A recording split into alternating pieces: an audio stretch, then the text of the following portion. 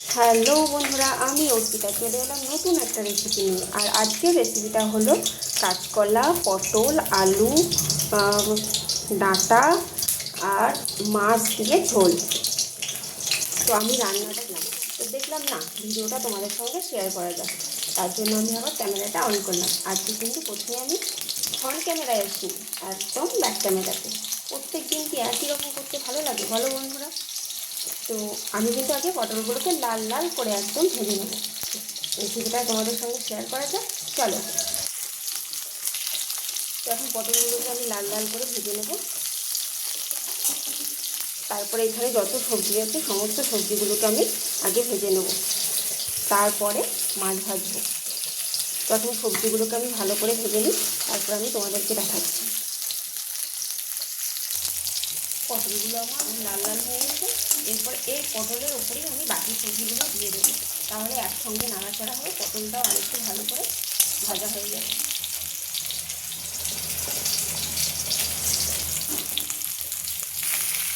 সমস্ত সবজি দিয়ে দিয়েছি।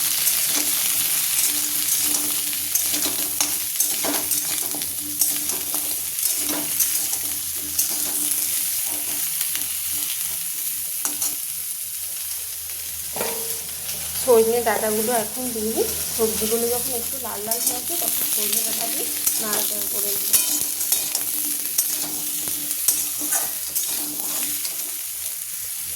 ডাঁটাগুলো দিয়ে দিয়েছি, এরপরে ভালো করে নাড়াচাড়া করব। যত জিনিসটা নাড়বে না খেতে ভালো লাগবে, এই সবজিগুলোকে যত লাল লাল করে নাড়াচাড়া করবে তত খেতে ভালো লাগবে।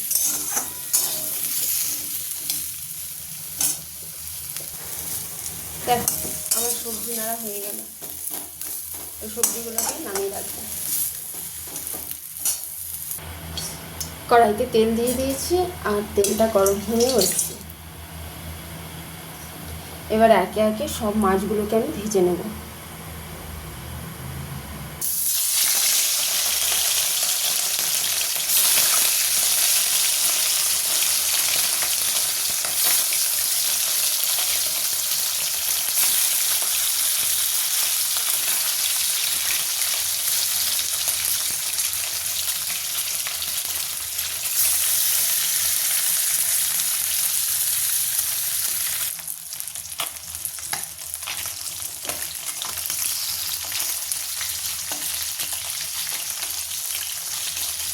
মাছের তেলগুলো যা টকটক করে ফুটছে না, একদম গায়ে এসে পুরো পড়ছে। এগুলো কেমন লাল লাল হয়ে গেছে।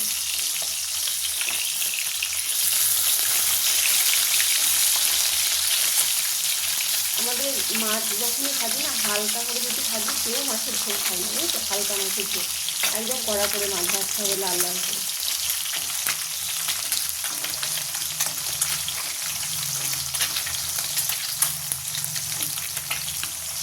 চলো এই সমস্ত মাছগুলো আমি ভেজে দিই, তারপরে আমি তোমাদের সঙ্গে আবার কথা বলছি। ভাজা হয়ে গেল, এরপর আমি ঝোলটা বসাবো।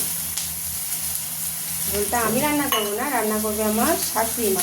এতক্ষণ সবজি নাড়া থেকে মাছ এগিয়ে সেটা আমি করেছিলাম। এবার মা বললো আমি ঝোলটা রান্না করছি, তাই ঝোলটা মায় রান্না করবে। দেখো তেল দিয়ে দিয়েছে আর পেঁয়াজ কুচো দিয়ে দিয়েছে। পেঁয়াজটা লাল লাল হয়ে গেলে মশলা দেবে।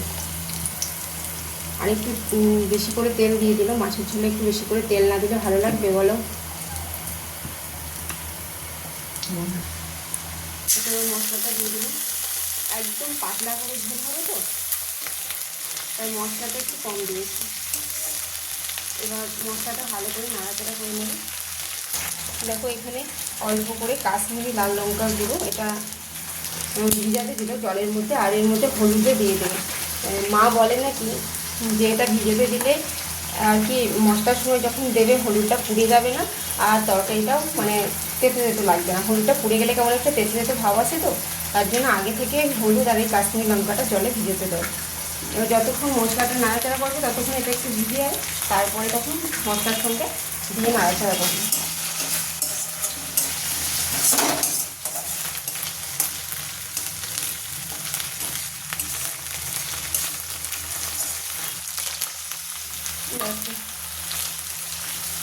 দিয়ে দিলে যে ভিজে রাখা কাশ্মীরি লাল লঙ্কা গুঁড়ো আর হলুদ এটা দিয়ে দেবেন। এটা কিন্তু লঙ্কা গুঁড়ো না, এই মাছের ঝোলে হালকা করে দেয় যাতে রঙটা একটু আসে, বুঝেছি?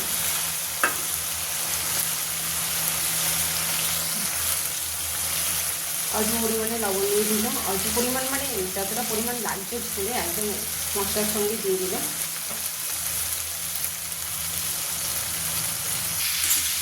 দেখো আগে থেকে ভেজে রাখা সবজিগুলো এবার মশলার মধ্যে দিয়ে দিলে এরপর এটাকে ভালো করে নাড়াচাড়া করবে।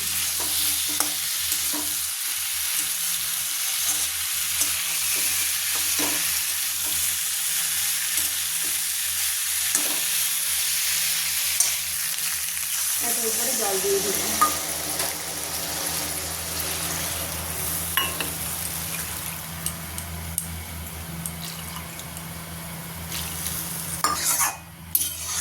এরপরে যখন এই পেঁপে আলু এগুলো সব সেদ্ধ হয়ে আসবে ওর উপরে তখন মাছ দিয়ে দেবো, তারপরে ধনেপাতা ছিটিয়ে দেবো, তাহলেই আমার ঝোল রান্না কমপ্লিট। তো সবটাই দেখাবো তোমাদেরকে শেষ অবধি। এখন এবার ঢাকা দিয়ে দেবো। দেখো পেঁপে টেপে সব সেদ্ধ হয়ে গেছে, এবার আস্তে আস্তে মাছগুলোকে দিয়ে দেবো।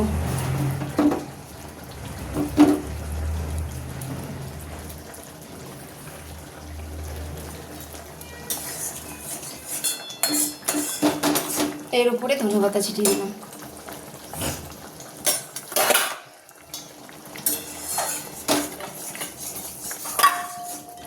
এরপর একটু ঢাকা দিয়ে দেবো, তারপর নামিয়ে দেবো। মাছের ঝোল রেডি। ডাঁটা পেঁপে কাঁচকলা আলু পটল মাছ দিয়ে তার উপরে ধনে পাতা ছিটিয়ে মাছের ঝোল। আর রান্নাটা তার দুজন মিলে করলাম, তোমরা দেখলেই তো কতটা খেতে ভালো হবে বুঝতেই পারছো। তো আর ভিডিওটা বড় করব না, এখানেই শেষ করছি ভিডিওটা। যদি ভালো লেগে থাকে রেসিপিটা অবশ্যই কিন্তু কমেন্ট করে জানাবে। আবার দেখা হবে পরের রেসিপিতে। টাটা।